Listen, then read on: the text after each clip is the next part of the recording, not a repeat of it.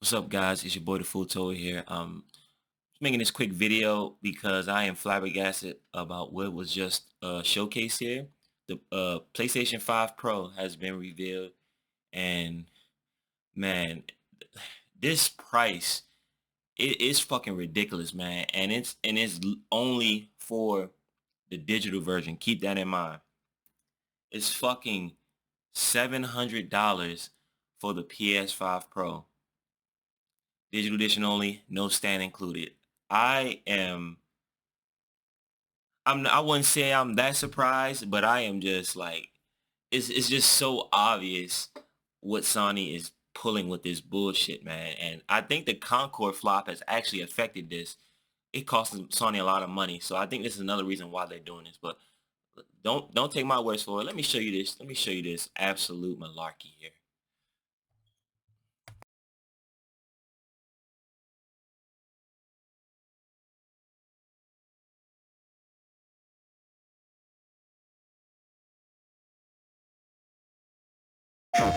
Hi, I'm Mark Cerny. I'm excited to be here to talk about the newest addition to our console lineup.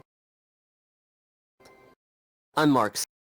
Oh yeah, this guy doesn't like a fucking corporate zombie at all. He doesn't look completely dead inside like a fucking ghoul.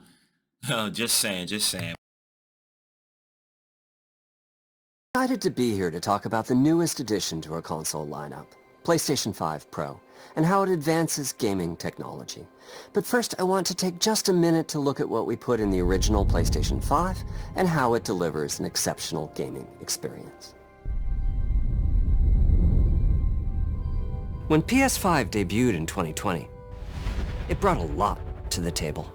8 Zen 2 CPU cores form the brains of PlayStation 5 and enable high-speed complex gameplay, with character counts reaching into the hundreds and frame rates that can be as high as 120 frames a second. PS5 has a powerful RDNA 2 GPU, which can render anything from intricate details to fantastic worlds with vast panoramas to explore. Ray tracing allows for dramatic visual improvements, including reflections off of water or glass, and the realism that comes from real-time global illumination. A custom SSD can load data at breathtaking speed, resulting in ultra-fast transitions between game worlds and data streaming rates so high that traversal speeds are essentially unlimited. You okay? I'm working on it! Tempest 3D audio tech brings an that you feel through your hands what your character is experiencing inside of the game. Now, I will say, I like the DualSense controller a lot. I think it's actually the best controller. And I use Xbox controller a lot. I just got the Astrobot controller. I think that this is a very great controller. And it works on a couple games on PC. I will say I really like their controllers. Very nice. But that can't be the main selling point. Let's go back. It's wonderful to see such variety and richness of game experiences. Creators have made amazing use of the hardware capabilities, but when I talk to them, I do hear about their desire for more graphics performance. The dreams of the developers are bigger than can be supported at 60 frames per second, and that leads to an aspect of modern gaming that we're all familiar with: graphics modes. It can be a difficult choice for players. Fidelity modes emphasize the visuals, typically through higher resolution rendering. These modes might also have enhanced detail or use more ray tracing. But the games only run at 30 frames per second. The visuals can be choppier and the controls less responsive. Performance modes emphasize frame rate and interactivity, typically choosing to run at 60 frames per second, mainly by reducing the graphical detail until those frame rates can be achieved. When asked to decide on a mode, players are choosing performance about 3/4 of the time. Removing that decision, or at least narrowing that divide, is one of the key targets for PlayStation 5 Pro. We want to give players the graphics that the game creators aspire to, at the high frame rates that players typically prefer. To do that, PS5 Pro substantially improves over PlayStation 5 in 3 ways. Here's what we call the Big 3.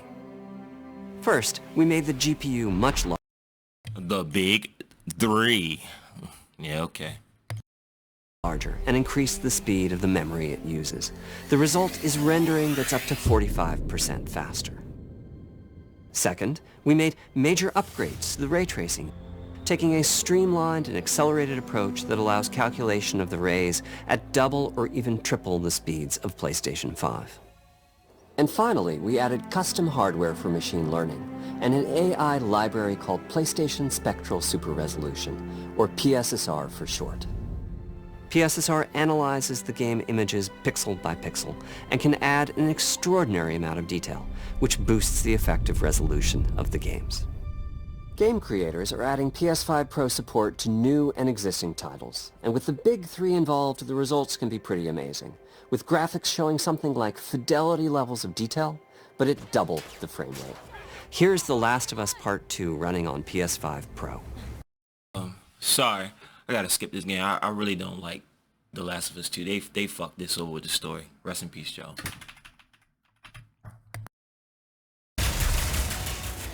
Another way to compare the two consoles is to look at PS5 Pro versus Performance mode on PS5, both of which target 60 frames per second. What we see here is a difference in detail.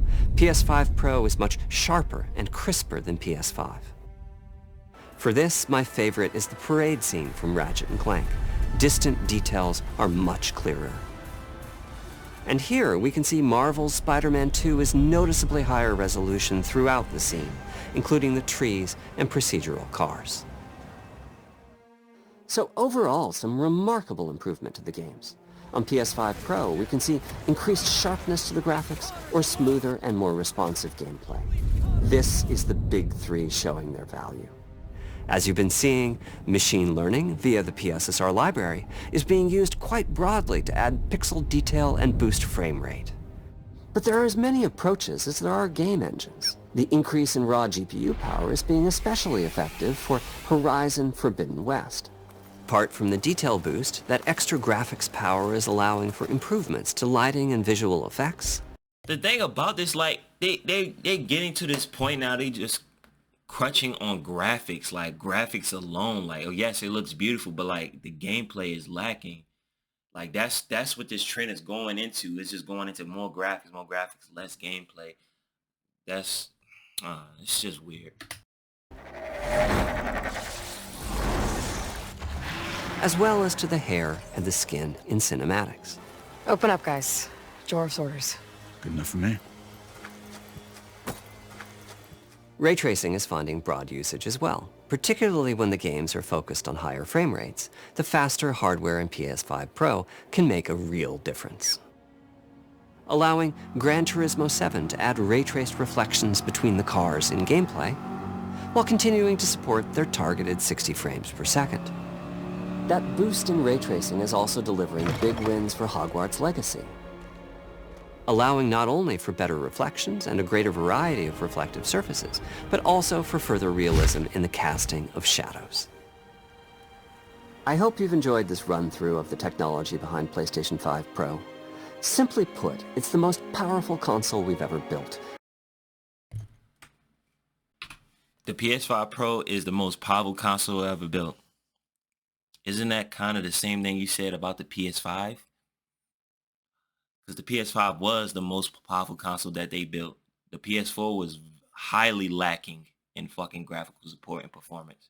So that's nothing new. They just saying the same shit, but just trying to make it sound more dramatic, I guess. Whatever.